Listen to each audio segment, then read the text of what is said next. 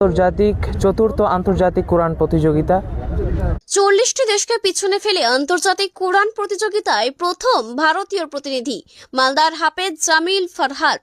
বাংলাদেশ কারি অ্যাসোসিয়েশনের উদ্যোগে বাংলাদেশের ঢাকার জাতীয় মসজিদ বায়তুল মোকাররমে আয়োজিত চতুর্থ আন্তর্জাতিক কোরআন প্রতিযোগিতায় বিশ্বের প্রায় 40টি দেশের প্রতিযোগীকে পিছনে ফেলে প্রথম স্থান অধিকার করলেন ভারতের প্রতিনিধি পশ্চিমবঙ্গের মালদা জেলার সুজাপুর এলাকার হাফেজ জামিল ফারহাত। আন্তর্জাতিক মঞ্চে এই ঐতিহাসিক সাফল্যের পর রবিবার বাংলাদেশ থেকে দেশে ফিরলে তাকে ঘিরে উচ্ছ্বাসে ফেটে পড়ে সুজাপুর এলাকাবাসী। বিশ্বজয়ী হাফেজ জামিল ফারহাতকে সংবর্ধনা জানাতে মালদা জেলার কালিয়াচক থানার সুজাপুরের নওমৌজা ঈদগাহ প্রাঙ্গণে ভিড় জমান এলাকার মানুষজন।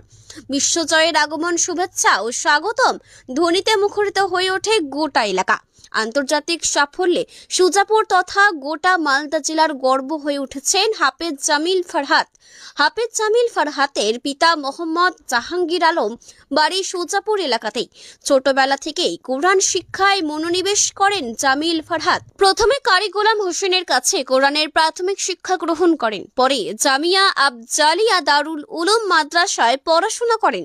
কোরআন তেলাওয়াত ও হিফজুল কোরআনের জগতে তিনি এর আগেও একাধিক উল্লেখযোগ্য সাফল্য অর্জন করেছেন। নওমৌজা ঈদগাহ ময়দানে অনুষ্ঠিত জেলা কোরআন তেলাওয়াত প্রতিযোগিতায় প্রথম স্থান অর্জনের মাধ্যমে তার প্রতিযোগিতামূলক যাত্রা শুরু। 2023 সালে মহারাষ্ট্রের মুম্বাইয়ে অনুষ্ঠিত জাতীয় হিফজুল কোরআন প্রতিযোগিতায় তৃতীয় স্থান লাভ করেন। 2024 সালে অল ইন্ডিয়া কোরআনের আলো ফাউন্ডেশন আয়োজিত জাতীয় হিফজুল কোরআন প্রতিযোগিতায় তিনি প্রথম স্থান অধিকার করেন। আন্তর্জাতিক ক্ষেত্রেও তার কৃতিত্ব নজর কাড়া। 2024 সালে সৌদি আরবের মক্কার পবিত্র মসজিদুল হারামে অনুষ্ঠিত আন্তর্জাতিক কোরআন প্রতিযোগিতায় ভারতীয় প্রতিনিধি হিসেবে ফাইনাল রাউন্ডে পৌঁছান তিনি। একই বছরে আলজেরিয়ায় অনুষ্ঠিত 20তম আন্তর্জাতিক কোরআন প্রতিযোগিতায় ভারতের হয়ে প্রতিনিধিত্ব করে ষষ্ঠ স্থান অর্জন করেন। এছাড়াও 2025 সালের 65তম মালয়েশিয়া আন্তর্জাতিক কোরআন প্রতিযোগিতায় তৃতীয় স্থান লাভ করেন।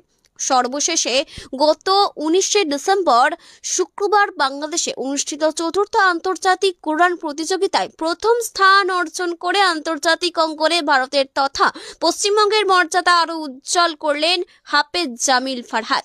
তার এই সাফল্যে খুশির হাওয়া বইছে গোটা মালদা জেলা জুড়ে। আসসালামু আলাইকুম ওয়া রাহমাতুল্লাহি ওয়া বারাকাতুহু। আমি হাফেজ জামিল ফারহাত। বাংলাদেশের রাজধানী ঢাকায় জাতীয় মসজিদ বায়তুল মোকাররমে অনুষ্ঠিত হয়েছিল সরকার অনুমোদিত বাংলাদেশ কারি